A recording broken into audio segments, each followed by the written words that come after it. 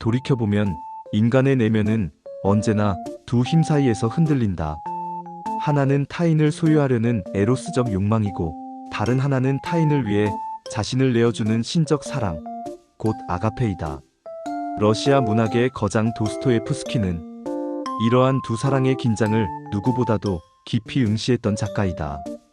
따라서 그의 대표작 죄와 벌과 카라마조프가의 형제들은 단순한 범죄와 형벌의 이야기, 혹은 가족의 비극을 넘어 사랑의 형이상학적 투쟁, 곧 욕망과 은총, 인간성과 신성의 대립을 응축한 서사시가 된다.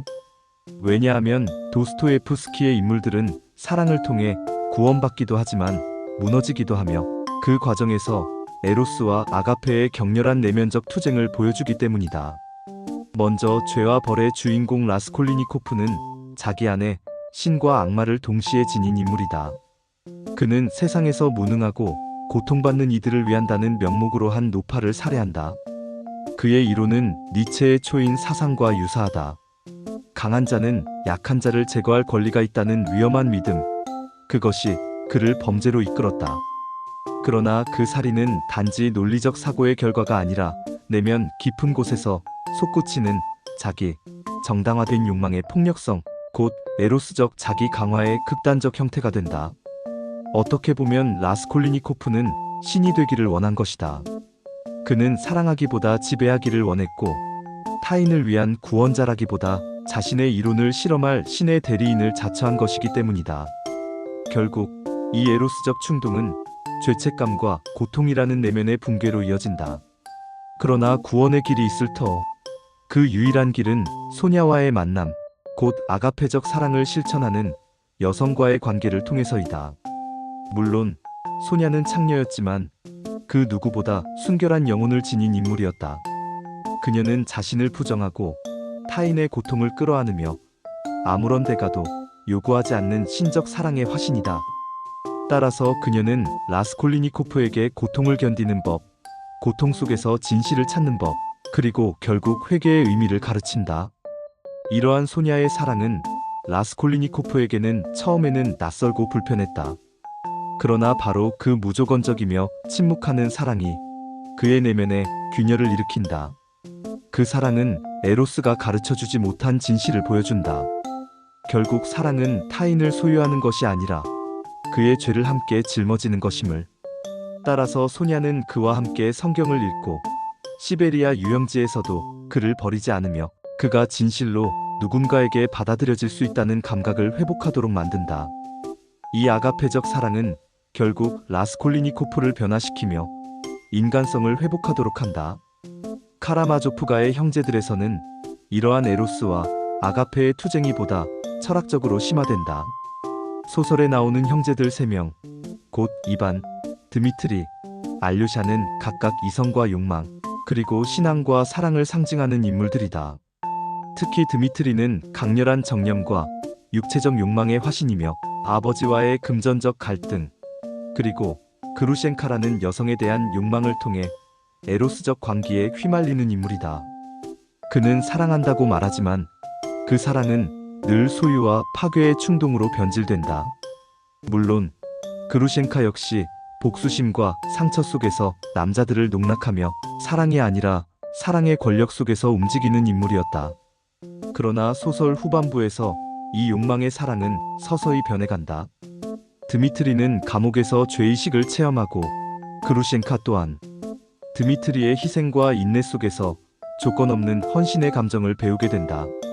도스토예프스키는 이러한 전환을 통해 에로스가 반드시 파멸로만 이끄는 것이 아님을, 그것이 아가페로 전환될 수 있는 가능성을 제시한다. 결국 그루셴카가 마지막에 드미트리에게 말하듯 나는 이제 당신을 이용하거나 속이지 않아요. 당신을 위해 내 삶을 바치겠어요. 라는 아가페적 승화를 이루는 것이다. 이 고백은 육체적 사랑이 내면적 고통과 함께 정화될 수 있음을, 그리고 그 정화 속에서 사랑이 진정한 의미를 획득할 수 있음을 보여준다. 반면 이반은 철저한 이성주의자이자 신 없는 도덕을 주장하는 현대 지식인의 초상이다. 그는 신이 없다면 모든 것이 허용된다. 라는 명제를 붙들고 세상을 이해하려 하지만 결국 그것은 윤리적 무정부주의로 이어진다. 그는 자신이 부정했던 신의 결핍 속에서 사랑이 어떻게 무너지는지를 직접 체험하게 된다. 따라서 이반은 죄책감, 환각, 고통 속에서 무너지고 결국 그의 정신은 붕괴된다. 이렇게 이반은 사랑 없이 이성만으로 세계를 붙잡으려는 인간의 비극을 보여주며 도스토예프스키는 그를 통해 아가페 없는 세계가 어떤 파멸을 초래하는지를 극적으로 보여준 것이다. 소설의 마지막을 장식하는 인물은 알류샤이다. 그는 종교적 이상주의자이며 존재 자체가 아가페인 인물이다. 그는 조시마 장로의 가르침을 받아들여 세상을 온유함과 사랑으로 바라보며 죄인들을 정죄하지 않고 그들과 함께 아파할 줄 안다. 그는 형 드미트리를 위로하고 이반의 혼란을 안타까워하며 그루셴카의 눈물 앞에서 함께 침묵한다.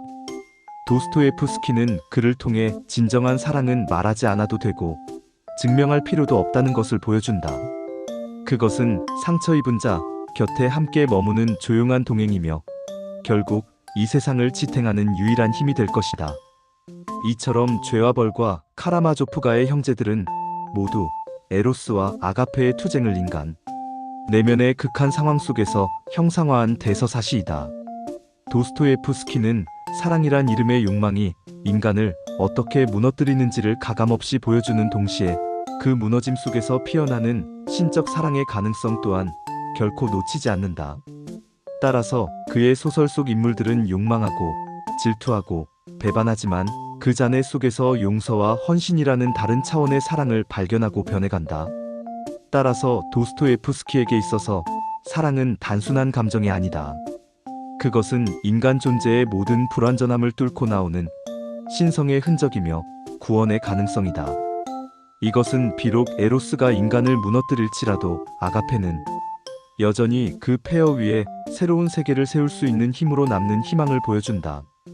바로 이러한 점에서 도스토예프스키의 사랑은 오늘날에도 여전히 살아있는 윤리적 질문이자 신학적 요청이 된다. 그것은 오늘 우리에게 우리는 과연 어떤 사랑으로 살아갈 것인가? 를 묻는 것이다. 물론 답은 둘 중 하나이다. 소유하려는 사랑인가? 함께 고통받는 사랑인가?